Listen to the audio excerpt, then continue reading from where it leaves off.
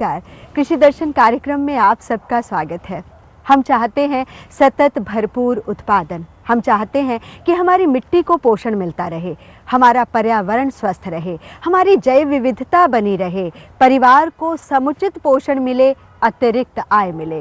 ये सब कुछ कैसे हो सकता है? ये हो सकता है समेकित कृषि प्रणाली को अपनाने से।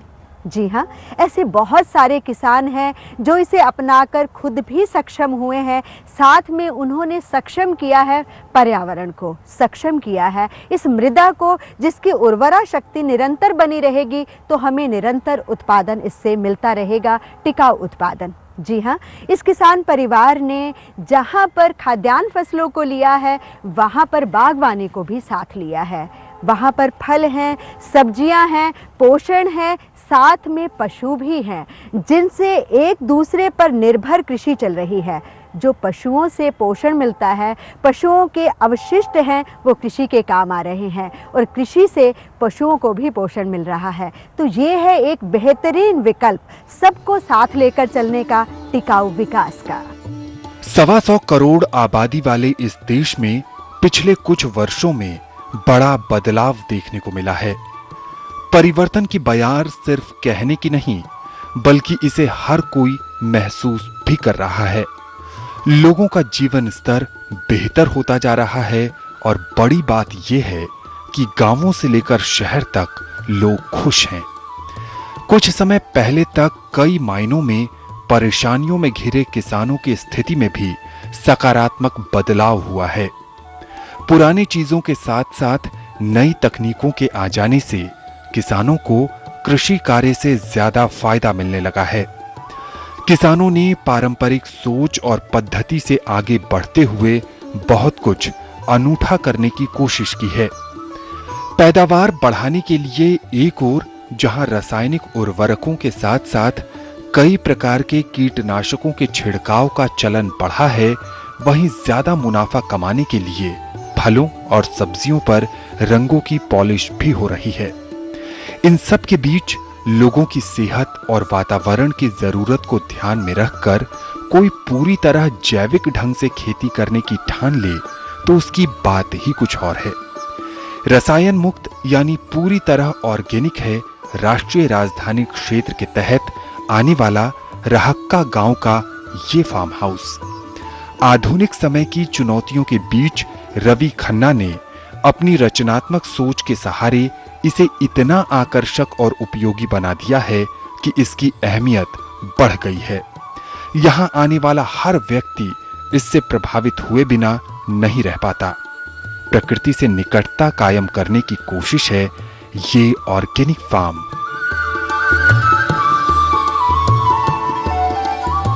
मैं इजराइल गया था, वहाँ पर मैंने देखा कि हर एक गज के अंदर भी कुछ ना कुछ उगाया जा रहा था। और मैंने यहाँ देखा कि हमारे जो फार्म हैं उसमें इतना लैंड वेस्ट कर दिया जाता है। तो मैंने इस तरीके से इसको जो है डिज़ाइन किया कि एक पहले तो सारा चारों तरफ एक जॉगिंग ट्रैक बनाया, उसके साथ फलों के पेड़ लगाए जैसे आप देख रहे हैं। कुछ चीकू है, कीनो है, अमरूद है, शरीफा है, अनार है, हर किस्म का जो फल यहाँ पर उग सकता है उन सबको मैंने जो है एकत्रित करके इस जॉगिंग ट्रैक के चारों तरफ लगाया। फिर आप देखेंगे कि मैंने जो जितनी भी बाउंड्री वॉल है उसके साथ कुछ ना कुछ ज़रूर उसके ऊपर लगाया जो चीज़ इस्तेमाल हो सकती है। कुछ अलग अलग किस्म की बुशेज़ हैं, आप देखेंगे केला है और ये बेल के पेड़ हैं। सब चीज़ जो है वो कुछ ना कुछ हमारे को देती रहती है। प्रकृति जो है वो इतनी देनदारक है कि हमारे को कुछ ना कुछ उसके अंदर से मिलता रहता है। फिर हमने इस एकड़ को जो है इस तरीके से डिवाइड किया है कि एक छोटा सा घर बन सके, उसके अंदर उसके साथ एक लॉन हो और सब तरीके के ये यहाँ पे बोटेनिकल गार्डन की तरह कई चीज़ें जो हैं हमने पेड़ पौधे लगाए हैं। इसके अलावा हमने 1100 गज के अंदर 2 क्रॉप उगाने का वो लगाया है। 500-600 गज के अंदर हमने ये ड्रिप इंजीनियरिंग करने का आइडिया है जो हमने इजरायली टेक्निक सीखी है और उससे हम ये सब्जियां वगैरह सब उगाना चाहते हैं ऑर्गेनिक तरीके से। ये सारा लेआउट जो है उसके साथ हमने 250-300 गज के अंदर हर्ब्स बनाए हैं। आप देखेंगे कि मैंने एक एक गज के अंदर कुछ ना कुछ उगाया है और ज़मीन का पूरा इस्तेमाल किया है। ये धरती माता जो है हमारी इतना कुछ दे सकती है और हम उसके जो है वेस्ट करते हैं। पेड़ों में लगे फलों को अपने हाथों से तोड़कर खाने का मजा कुछ और ही है। पेड़ में लगे ये फल बच्चों को भी खूब लुभाते हैं। ये पौधे बच्चों को प्रकृति को जानने समझने का अवसर भी हैं। दीवारों के ऊपर भी अलग अलग किस्म की बेलें लगाई हैं। हर तरीके के बोटेनिकल गार्डन के तौर पे सारी प्लांटिंग की गई है ताकि कुछ ना कुछ बच्चे आएँ और आएँ, उनको हर चीज़ का ज्ञान हो। हर चीज़ के ऊपर नाम लिखे गए हैं ताकि उनको पेड़ पौधों की पूरी लैंग्वेज सीखें। आप देखिए, अगर से आज के नस्ल जो है बच्चों को उसके बारे में नॉलेज नहीं होगी और पेड़ों के नाम ही नहीं पता होंगे तो प्रकृति से क्या प्यार करेंगे। और यहाँ पर हमने एक प्रथा रखी हुई है कि कोई भी बच्चा आए तो वो कोई भी फल तोड़ सकता है। हमने बनाया ही ये है कि फल जो है चिड़िया या बच्चे तोड़ें। आप देखेंगे कि हमने इनके सब पौधों के नाम लगाए हैं, उसके ऊपर हमने QR कोड भी लगाया है ताकि बच्चे यहाँ आके अपने फ़ोन से इसको चेक करके और उसके नाम और उसकी वेबसाइट तक जा सकें ताकि उनको इसकी पूरी नॉलेज और ज्ञान मिले। हर बेल जो है कुछ ना कुछ देती रहती है, कभी फूल कभी फल, किसी तरीके से प्रकृति कुछ ना कुछ यहाँ पर आपको दे रही है। बाकी आप देखेंगे हमने जो ये अब किचन गार्डन बनाया है, ये सारा इसको हम ड्रिप इंजीनियर करना चाहते हैं। वो भी हम इजरायली टेक्निक जो है सीख रहे हैं। और ये नींबू और हर किस्म के कोई ना कोई पेड़ जो हमारे को कुछ ना कुछ देते रहते हैं। इमली है, आपका ये ड्रमस्टिक है, सोजना जिसको बोलते हैं, ये सब चीज़ें जो हैं कहीं ना कहीं हमारे रोज़ाना इस्तेमाल में हैं और आजकल इनको जो है फैंटास्टिक फूड माना जाता है। वैसे देखा जाए तो पौधों की अपनी भाषा होती है। ये हम सब से संवाद करते हैं। हम सबके मूड को समझकर ये हमारे साथ उसी तरह का व्यवहार भी करते हैं। हम जितना करीब से इनसे जुड़ते चले जाते हैं, इनके साथ हमारा संबंध उतना ही गहराता चला जाता है। खन्ना जी के लिए भी ये पौधे सुख दुख के साथी बन गए हैं। मैंने ये बड़े बड़े पेड़ जो हैं एक साइड में लगाए हैं ताकि इनको की धूप जो है वो जो हम इधर सब्जियां वगैरह उगा रहे हैं उनके साथ उनके ऊपर ना पड़े। और ये मेरा ढाक का पेड़ है जो आप चाट के पत्ते जिसके बनते हैं, इसका फूल जो है वो टेसू का फूल है। ये हमने मधुमालती लगाई हुई है। ये आम की कई वैरायटी हैं हमारे पास। आगे आप देखेंगे सागवान है। ये सारे जो सब्जियां हैं ये और पेड़ों की और इन बेलों की एक तालमेल है जो हमारा एक इकोसिस्टम क्रिएट कर रही है। सब एक बोटेनिकल गार्डन के तौर पे यहाँ पर हर चीज़ की एक प्लांटिंग की गई है ताकि हर गज़ के अंदर कुछ ना कुछ आपको मिलता रहे। ये कनेर के डिफरेंट रंग हैं, इस वक्त खिल नहीं रहे हैं, पर उसके आगे मोरैया है और जामुन के पेड़ हैं, शीशम है। ये सब चीज़ें जो हैं एक दूसरे की एक इस तरीके से इन्वायरमेंट बना रही हैं कि सब चीज़ जो पत्ते गिरते हैं उससे ज़मीन दरखेज़ होती है और ये एक ऑर्गेनिक सिस्टम जो है वो आगे बढ़ता चला जा रहा है। 3 साल के अंदर इस सारी ज़मीन जो है उसका एक अपना भाव ही चेंज हो गया है। आप देखेंगे जगह जगह जो है हर चीज़ इतनी उग रही है कि अब हमारे को जो सब्जी इधर उधर घास फूस बचती है वो हम सब गाय का सेवन कर देते हैं। अगर आपको ऑर्गेनिक सब्जी खाने का मन हो रहा है तो ये फार्म आपको निराश नहीं करेगा। यहाँ रोजमर्रा के जीवन में उपयोग की जाने वाली लगभग सभी सब्जियां लगाई गई हैं। ब्रोकली उगाई है, उसके साथ चुकंदर है और आप देखेंगे सैलेड है। इसके साथ हमने इसको ऑर्गेनिक तरीके से कीटनाशक करने के लिए फूलों का इस्तेमाल किया है। बीच में देखेंगे आप फूलों की क्यारी है, गेंदा लगाया है हमने ताकि ये जो है कीटों को अट्रैक्ट कर सके। और उसके साथ पॉलिनेशन के अंदर जो बीज हैं वो भी आके हमारे को इसके अंदर हेल्प करती हैं।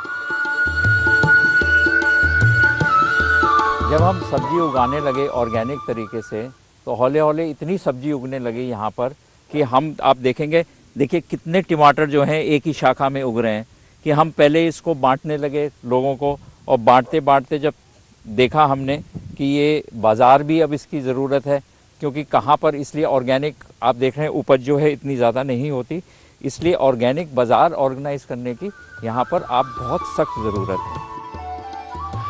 अगर आप यहाँ के फल और सब्जियों को खरीदना चाहते हैं तो उसके लिए आपको ऑर्गेनिक मार्केट में आना होगा। शहरों में रहने वाले लोगों के लिए पूरी तरह जैविक ढंग से उगाए गए कृषि उत्पादों को लेने का शानदार माध्यम बनता जा रहा है ऑर्गेनिक मार्केट।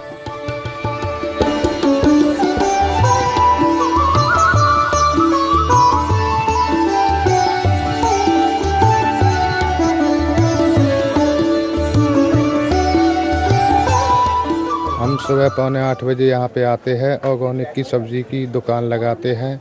यहाँ पे काफ़ी ज़्यादा डिमांड है इस सब्ज़ी की और अच्छे खासे पैसे मिलते हैं। सुबह 7:30 और 7:45 बजे में यहाँ पे लगा देते हैं। ऑर्गेनिक सब्ज़ी है, मटर है। It's been 1 year I'm coming here.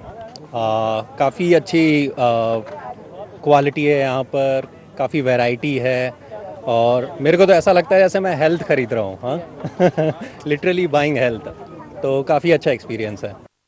तकरीबन 2 साल से हमारे यहाँ पर और अनुभव बहुत ही बढ़िया है। ये फार्मर्स यहाँ अपना जैविक का उत्पाद सारा लेकर आते हैं एंड टेस्ट में फ़र्क है, बनाने में पता लगता है, बहुत कम टाइम लगता है। ऑब्वियसली बीमारियाँ भी इससे दूर हो रही हैं और बहुत अच्छा इनिशिएटिव है इनका, कमेंडेबल। नहीं, हम लोगों का तो टाइम ही यहीं पास करते हैं। अगर नहीं भी कुछ लेना होता तो हम चाहते हैं 2 घंटे अपने बिता के आएँ, because I love green vegetable plants. उनको देख के ही हमें लगता है कि नहीं भी चाहिए होता तो भी हम परचेज कर लेते हैं कई बार। यहाँ औषधीय पौधों को देखना भी बेहद रोचक रहा। कई मायनों में बेहद गुणकारी ये पौधे कई बार हमें रोग मुक्त बनाने में अहम भूमिका निभाते हैं। ये हमारा हर्ब गार्डन है। यहाँ पर हमने ये सौंफ लगाई हुई है, ये एक लौंग का पेड़ है और आप देखेंगे कि हर चीज़ जो है वो एक दूसरे के साथ तालमेल कर रही है। पत्थर चट्टा है, ये संजना है जिसको ड्रमस्टिक भी कहते हैं, सेहत के लिए बहुत ही बढ़िया है। उसके साथ हमने तुलसी लगाई है। ये सारे जो हमने पौधे लगाए हैं ये सब सब्जी के साथ, हर चीज़ के साथ एक परमेश्वर करके एक इस तरीके से ये साथ उगते हैं कि सब एक दूसरे को इकोसिस्टम में हेल्प करते हैं। ये हमारी लेमन ग्रास है जो बहुत टी गार्डन्स वगैरह में इस्तेमाल करते हैं, जहाँ 2 साल 3 साल के अंदर टी गार्डन्स के पूरा धरती को बदल देते हैं। ये हमारा वन लहसुन है, तेज पत्ता है जो हम साथ मिलकर एक ये भी यहाँ पे उगने लगा। अब अगर फार्म के इस हिस्से में नजर डालें तो इसकी अपनी कहानी है। हरियाली की लंबी चादर, अलग अलग तरह की फसल, लेकिन उगाने का माध्यम जैविक। यहाँ ज्यादातर हिस्सों में पशुओं के लिए हरा चारा लगाया गया है। अलग अलग मौसम के अनुसार यहाँ चारा फसलों का चयन किया गया है। चारा फसलों को जैविक ढंग से उत्पादन किए जाने का सबसे अहम कारण यह है कि पशुओं को जो खाना मिले वो पूरी तरह शुद्ध हो। इससे न सिर्फ उनकी सेहत अच्छी बनी रहती है, साथ ही इसका सकारात्मक असर उनके विकास पर भी पड़ता है। पशुपालन में यहाँ वैज्ञानिक सलाह के अनुसार उन्हें चारा दिया जाता है। इनके खाने के लिए हम यहीं से उगाते हैं और विदाउट केमिकल, और ये चारा खिलाते हैं। रजगा, कासनी, बरसम, जई और गेहूँ भी उगाए हमने ताकि उसका भूसा हम इनको खिलाएं विदाउट केमिकल का।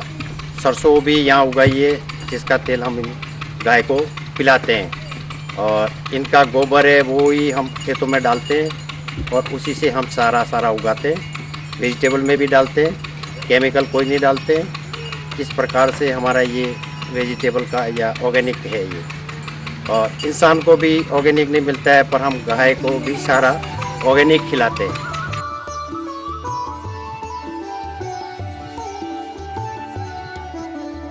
यहाँ गायों की कई किस्में हैं।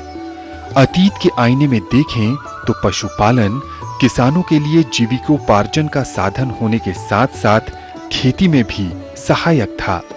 इन सब के साथ साथ इससे घरेलू जरूरतें भी पूरी होती हैं। खन्ना जी ने शुद्ध दूध, दही और घी का उपयोग करने के मकसद से गौपालन का काम शुरू किया।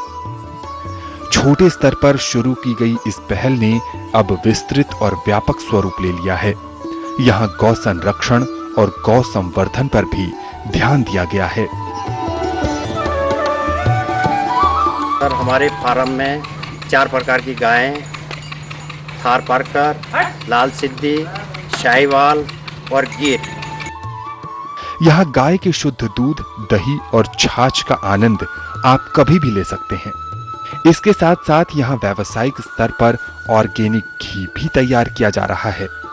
इसकी एक पूरी प्रक्रिया है।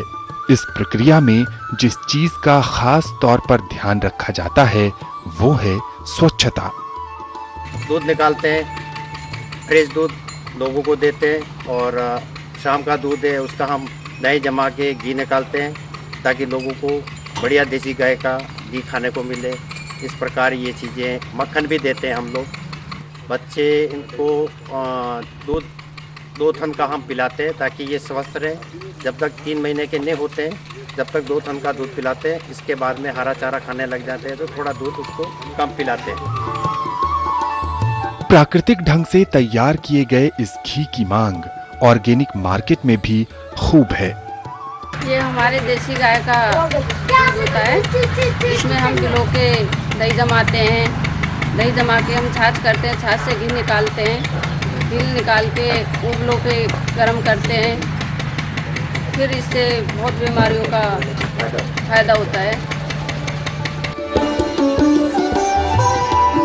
यहाँ ठंड और पाला से फसलों को बचाने के लिए विशेष उपाय भी देखने को मिले। वैज्ञानिक सलाह के अनुसार इस तरह की संरचना तैयार की गई है। जैविक खेती आज के दौर के लिए शानदार विकल्प है। मेरे घर पे एक छोटा सा किचन गार्डन है, वह मैं अपने घर के लिए थोड़ी बहुत सब्जियां उगाती हूँ। तो यहाँ आज मुझे मौका मिला ये देखने का, यहाँ ऑर्गेनिक तरीके से सब्जियां उगाते हैं।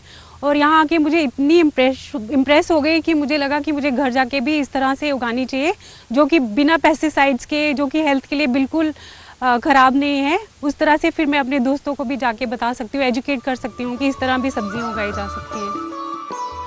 इसकी ज़रूरत है और उम्मीद है कि आने वाले समय में इसका लाभ अधिक से अधिक लोगों को मिलेगा, जिससे समाज में समृद्धि और खुशहाली बनी रहेगी।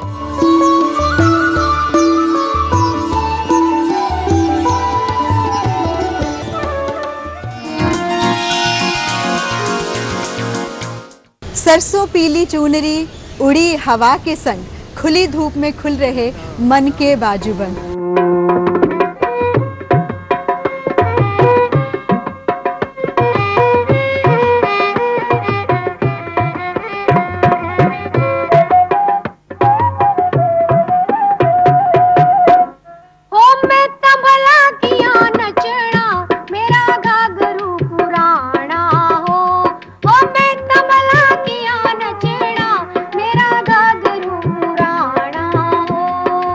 नच मेरी घूंगरिए नवा घाघरा लियांगा हो। ओ नच मेरी घूंगरिए नवा घाघरा लियांगा हो। ओ नच मेरी घूंगरिए नवा घाघरा लियांगा हो। ओ नच मेरी घूंगरिए नवा घाघरा लियांगा हो।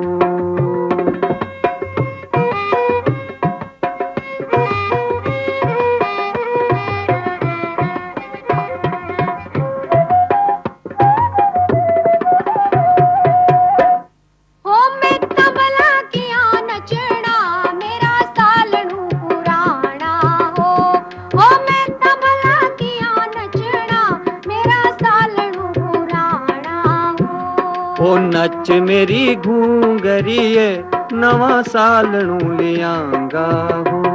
ओ नच मेरी घूंगरिए नवा सालनू लियांगा हो।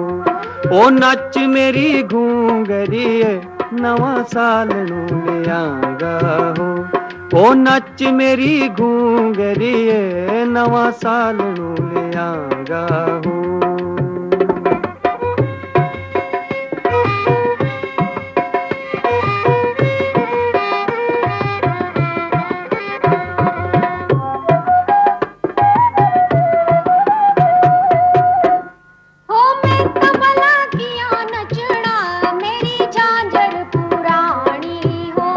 ओ मैं तबला किया नचना मेरी झांझर पुरानी हो। ओ नच मेरी घूंगरिए नवी झांझर गड़ांगा हो।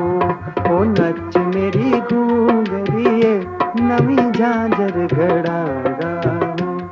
ओ नच मेरी घूंगरिए नवी झांझर गड़ांगा हो। हो नच मेरी घूंगरिए नवी झांझर गड़ांगा हो।